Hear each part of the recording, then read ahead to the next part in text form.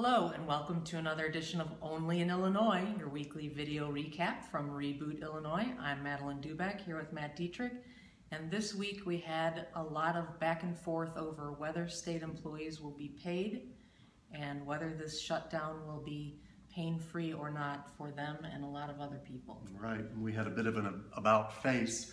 Last week we had Governor Rauner saying that if pain came from a government shutdown, then so be it.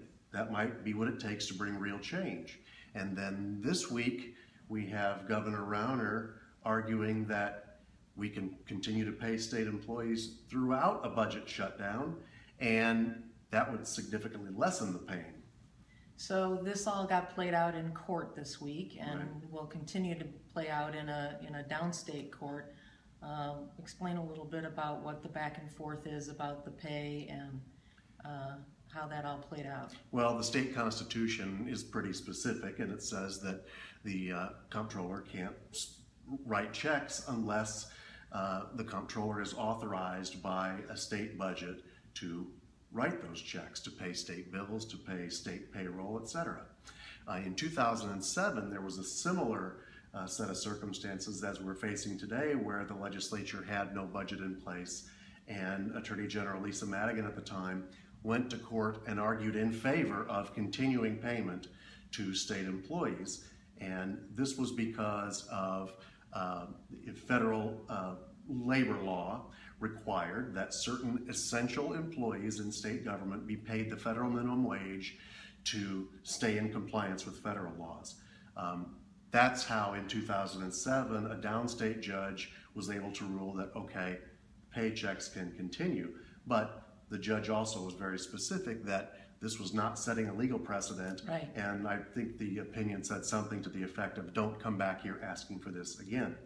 A couple of times since then, in 2009 and I believe 2011, we've had similar budget delays, and Lisa Madigan was back in court, but those times she argued that the state constitution is clear and we need a budget to authorize the comptroller.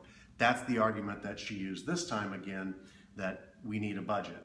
And that was the decision that was handed down by the Cook County Circuit Judge. Okay, so there's an appeal going on. Right. Where we have an odd situation where the governor is on the same side with AFSCME. Right, the unions and the governor are allied in this. They all want the state employees to be paid. So we will see how that plays out in the days ahead. In the meantime, there was some pretty pointed back and forth at press conferences with the governor and House Speaker Michael Madigan. Right.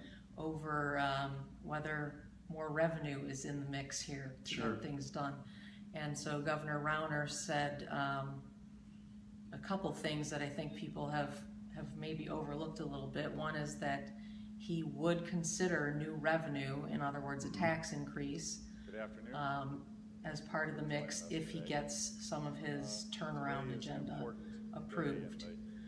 At the same time, he said if the Democrats in the House and Michael Madigan want to pass an unbalanced budget, then they need to pass the revenue to support it, and they should just go ahead and do that because they have the votes to be able to do that. And they have the votes to do that, and then if he overrides it, they have the supermajorities. I mean, if he vetoes it, they have the supermajorities to override his veto. That's what the governor said. Here's a little bit from his press conference.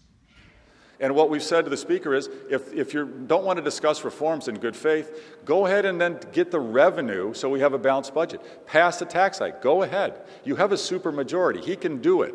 But he's got to choose. He's got a fundamental decision right now of reforms and then work with us on a bipartisan basis for revenue, or go ahead and pass a tax hike. He can't only pass an unbalanced budget and then sit back and do nothing and try to blame somebody else. The other point I'll make is this. I don't like taxes, period. I don't like to ever raise taxes. I'm willing to do it as part of reform. I'm willing to do something that goes against my core beliefs. I can ask some folks on the other side of the aisle to vote for some things they'd rather not vote for. Thanks very much. So then the Speaker had his House members uniformly, all of them, showed up and passed a 1-month emergency budget to fund critical services in the state of Illinois, and that would make sure that some of these not-for-profits and other agencies that take care of critical functions would get paid. The governor has said he would veto that, but this gave Speaker Madigan an opportunity to respond. Right. And of course, the Speaker has said all along, this is an example of the governor acting extreme and acting in the extreme and not being reasonable. And actually, Rauner most likely wouldn't veto it. I suspect what he'll do is not take any action on the bill at all for 30 days because it would only be in effect for 30 days anyway, so it goes away. If he vetoes it, then they can come right back and override the veto, and then it would go into effect. But Rauner has said all along that he's opposed to temporary budgets because he thinks it just kicks the can down the road. He also believes that this 30-day budget is just an incremental passage of what he says is a $4 billion out of balance budget. Right. Now, going back to Rauner's argument that the Democrats ought to Madigan just should go ahead and pass tax increases if he wants to, there's a reason why he won't do that. First, he's got a couple of members who are not going to vote for tax increases, for one. But even if he had 71 members willing to vote for these tax increases, I don't think they would do it then either, would they? No, they are obviously always keeping an eye on the next election, and several of them would have problems if they voted for a major tax increase. So it's unlikely without a Democratic governor that we would see that happen again like we did in 2011. And I think the mailers would write themselves if you had only Democrats voting to, say, increase sales taxes onto services or raise whatever other taxes. Clearly, Speaker Madigan wants some Republicans to be responsible for raising taxes too and closing what he says is a $3 billion budget gap, right. What the Republicans say is $4 billion. So we're exactly where we were May 31st, essentially.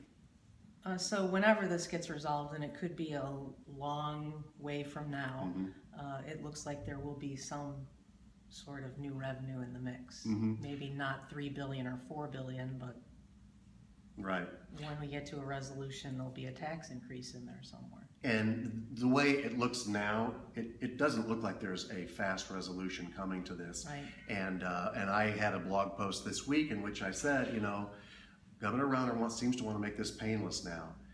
He wants to make sure that the state employees are paid. Now we're talking about, what happens to the service providers, because in a few more weeks, they're going to start feeling the pain here.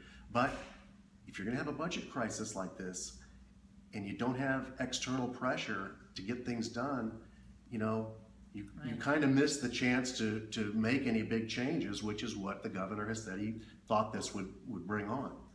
So we'll see if that pressure develops, but it doesn't look like there's any end in sight at the moment.